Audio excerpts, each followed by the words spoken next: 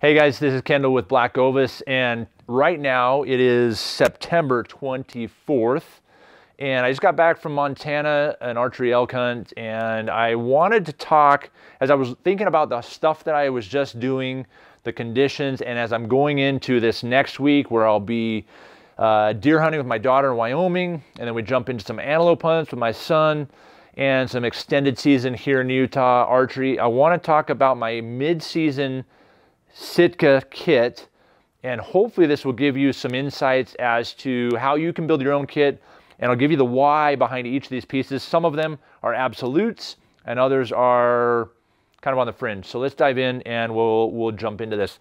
Base layers, or excuse me, bottoms. So I'm going to talk bottoms first. There's two bottoms that I use for the mid-season. Now remember, there are other pieces I will incorporate into this kit for we're talking primarily late October, mid-October rifle, muzzleloader, elk here in Utah, and then late season archery. But I'm just focusing on mid-season. So the two base layer bottoms from Sitka that I will use interchangeably, they really perform, in my opinion, very, very similar, is the synthetic core bottom. And I do like this because it comes in a long, and I'm 6'4", so I do like the extra length. Or the Merino bottom from Sitka. 9 times out of 10, I'm grabbing the Merino, but for those days where I know I'm going to have a high output morning and the midday is going to beef up to probably those 60 degree wet, 60 degree temps, I will sometimes run the synthetic knowing that it's going to be warmer in the day. So I start off with these base layers. More often than not, I am wearing a base layer in that mid-season time frame. And I did in Montana. I was wearing that base layer probably half the time. The second thing on the bottom side is pants. The two pants that I focus on using is number one, the Apex, and I've talked about this in another video. This is my favorite pant from Sitka. The one downside about mid-season and the Apex is the fabric is a little thin and you can feel the wind. In fact, in Montana, I had a couple mornings that were very cold, windy. We had tons of wind in Montana, and as I was sitting there waiting on calling sequences or simply just kind of waiting to see what was happening, I could feel the wind coming through. So not wind resistant, but when paired with a base layer on an active type hunt, I really love this pant for the mid-season, and it can handle itself. If you find yourself in very windy conditions, throw on a rain gear. I mean, rain gear is not just for rain, but also a highly wind and cold situation. Mesh on the inside of the pockets, a little bit of a downside as you move into that mid-season. So Apex pant would be my first choice, and I probably grab that more often than not. The second would be the mountain pant. And I do love this pant.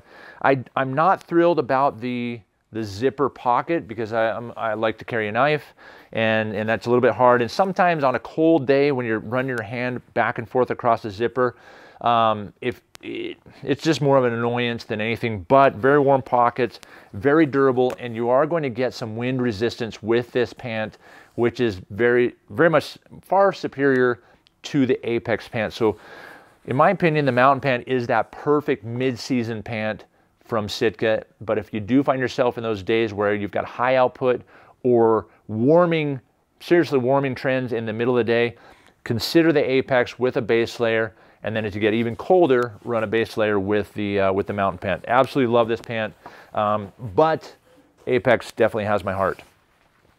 So that rounds out the bottom layers. On the top, there are a ton of options, and I've got a handful here. All of these I own. There are a couple that I rarely use, and I'll point those out. On the bottom, since Sitka doesn't make a Merino base layer t-shirt, for some reason I've really become accustomed to wearing this. I run the BlackOvis Merino tee. It's a 150 weight, and I absolutely love that top. So that starts off my base. From there, core lightweight hoodie. In the mid-season, when I'm using the next layer, which is the heavyweight hoodie, because the hoodie itself basically zips up to about nose height, and because I'm using the hood a lot, I typically do not use the face mask, and even sometimes I won't even pull the hood up over. The one problem or one challenge that can happen when you're running two hooded items at the same time, like I typically enjoy doing, is sound. Being able to hear animals or hear action. So sometimes if you've seen other videos of me, like when I'm out in the field, I'll pull them back over my ear. It looks funny, but I'm doing that so that I can increase how I listen when I am hunting. But I will run the core lightweight hoodie. I do like the fact that it zips up kind of high, just under the chin. In the very, very cold situations, I will throw the face mask around and throw that on. So core lightweight hoodie is the base. Heavyweight hoodie is my second. I bypass the midweight and I don't bother with the quarter zip. You could, if you're not a hoodie person, on the core, you could run the crew, or you could run a mid on the quarter zip and accomplish some of the same things that you want to accomplish. But I love the heavyweight. It is probably one of my favorite layers to wear come mid-season. And those three pieces, that base layer merino shirt, the core long sleeve hoodie, or long sleeve hoodie, and lightweight hoodie, excuse me, and the heavyweight hoodie are a must. And I absolutely do not leave home without those three pieces. From there, the Sitka lineup changes based on conditions. So I'm going to go over each piece that I have, mention a couple features of why I think these pieces are essential, and you can decide how you want to build your kit based on the conditions you're seeing. The mountain jacket. Mountain jacket, I think it was, when it first was introduced, I think there was a lot of hype around it. I think it's gotten lost in the shuffle. It definitely is the redheaded stepchild to the Jetstream jacket, because a lot of people will look at the mountain jacket. It's very, very thin. It's Gore wind stopper. It's got two hand pockets and a chest pocket. But outside of that, there isn't anything really flashy or interesting about this jacket. However, I love the fact as an archer that it doesn't add a lot of bulk to the overall body. I've got the hood in those two pieces, so I don't need the extra hood in the Jetstream jacket. So I'll oftentimes grab the mountain jacket as my windproof layer, which will increase the warmth in my core without adding a lot of bulk. So this is a piece that I don't necessarily leave home without. It probably comes out of my pack 30% of the time, if it even makes it into my pack, conditions warranting. But on a windy situation or a cold front coming in, I don't leave home without the mountain jacket. It is an essential, easy piece without a lot of bulk, and it's very lightweight. It packs down very, very small, much more so than the Jetstream. The next piece that I really find myself using a lot more, I mean, I've got the Aerolite down here. We're going to talk about that in a second. I've had the Kelvin light hoodie in the past, the Kelvin jacket. But this Kelvin active jacket, I'm telling you, how lightweight it is. It's taken on a lot of water in the past. I've had it through rainstorms. It dries out extremely fast. There is no wind resistance in the Kelvin active hoodie. That's why the mountain jacket is part of my kit. But the quilting, the Primaloft that's used in here, just the overall fit, it's fantastic. It does come in a tall. I have it in a large tall. I also have an extra large depending on how I'm layering. It's one of those pieces that if Sitka ever gets rid of it, I'll probably buy another one just in case. So the Kelvin active jacket is my layer of choice to add to those pieces that are must-haves. And I found myself wearing this a lot last week in Montana. If you've seen my 4 essentials from Sitka, or the 4 overlooked items, the Belichick, which is the Kelvin active hoodie, is part of that system. And I will wear this more often than not over top of the core lightweight. I'll throw it on top of that. But more often than not, in the mid-season time frame, I'm putting the Kelvin active hoodie on top of the heavyweight hoodie. And yes, I'm adding one more hood to it, but I'm also reducing bulk because I'm only running a sleeve that's half sleeve. And I also have, even with my bino harness I found last week, I have a kangaroo pocket that I can stuff both hands into for a little bit of warmth if I find myself just kind of stagnant or sitting, or just hanging out ready to go somewhere and I'm not in motion. So I really love this piece, and it does have a hoodie, but most of the time I'm not running this hood as I'm moving. More so I'm running the hood as I'm stagnant. So that's an option. This is an optional kind of vest piece, if you will. The other piece that probably makes it on to my hunts 10% of the time, but it's essential when I want to cut wind and I don't want bulk. If I'm not bringing the mountain jacket, I'm running the Jetstream vest. And if you're a vest guy, then this certainly should be on your list. If you're not a vest guy, which I don't really see myself much as a vest guy, it's kind of neither here nor there. You can do without it. But if you want to maintain warmth in your core, we're talking right here, the place where you need to have an additional warmth, this is worth its weight in gold. A windstopper, Gore windstopper vest is ideal. And this does have a little bit of fleece on the neck and a little bit of fleece on that back, similar to right up the Jetstream alley. So it's going to add some warmth on the back as well as just the core of the body, in addition to the windstopper action. A couple of hand pockets, which are nice. And I've seen guys wear this vest just on the outside of everything, just to kind of batten down the hatches and add a little warmth and of course wind resistance.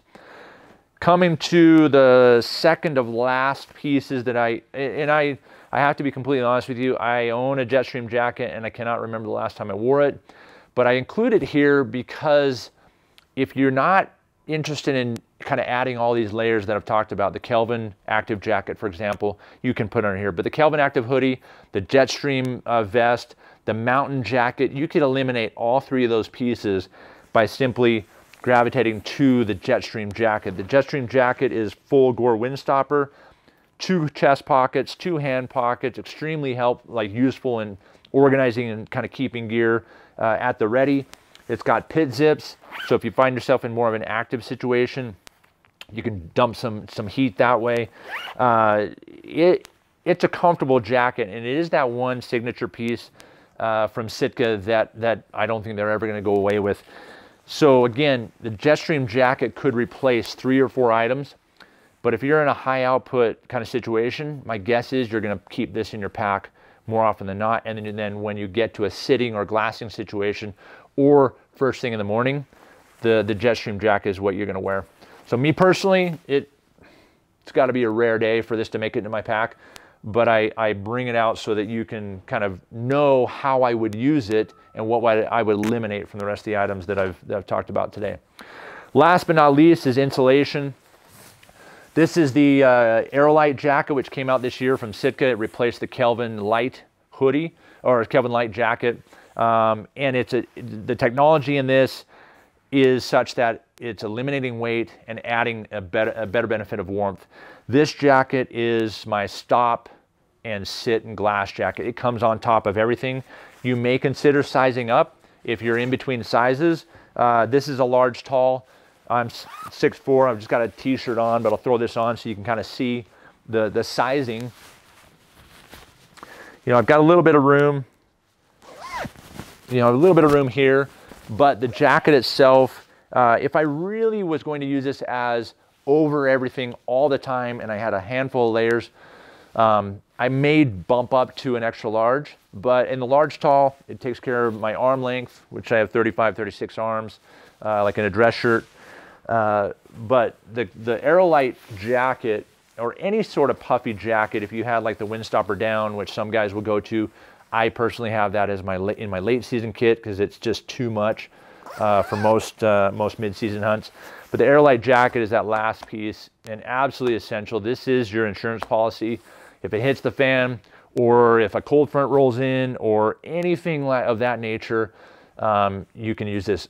I would eliminate, probably, if you're going to rely on this jacket as your insulation piece, you could eliminate Kelvin Active Hoodie, maybe, because I love that thing so much, but Kelvin Active Jacket, maybe the mountain jacket, because this will cut some wind. It's not going to cut all the wind. So you've got a couple pieces in there. Maybe the vest would pair very good with this. The Jetstream jacket, that thing's out. But the Aerolite hoodie would be, the Aerolite jacket would be that last piece. 2 accessories that I always kind of keep in my mid-season kit. Traverse gloves. They're not extraordinarily warm, but they're my next step on top of the Ascent glove, which I run first off, or any like lightweight glove like a Merino base layer. But I love the Traverse glove. It got used every single day last week in Montana. Second piece is the Stormfront gaiters. I absolutely love these. They, any sort of moisture or any early Plus, the other thing that you don't think about, you don't hear a lot of guys talking about with gaiters, is the gaiter will add a considerable amount of warmth. Think about if you've got an open window in your house, you know, no matter how much that furnace is working, you've got a little bit of air passing through. And the same thing goes for your pant legs. Down at the bottom of your pant legs, especially when you're sitting, the pant leg's gonna get pulled up and you're gonna get a fair amount of circulation. I use the gaiter in a lot of instances really as a morning, even when it's not wet. I'll throw this on the morning, and by about 10:30, 11 o'clock in the morning, I'm pulling it off. It's going back in my pack. And that way I'm not necessarily have to add more bulk underneath my pant, so like a midweight or a heavyweight core bottom. I can run a lightweight, run a gaiter, run a tall sock, and accomplish as much, if not more so, and have versatility than when I'm running just a heavier weight base layer bottom. So gaiters are indispensable, and not just for snow and not just for wet conditions. Hopefully this has given you a good overview of my personal mid-season Sitka kit, the reasons why each of these pieces are in my kit, and why I absolutely can't live without some of them. If you have any questions about any of the pieces I've discussed today, feel free to leave a comment. Happy to chime in. Love to hear your feedback as well on certain pieces you're running, or maybe there's something that I missed that you think ought to be in a Sitka mid-season kit. If you have any questions, again, comment below. Give us a shout, or hop online and live chat us on blackovis.com.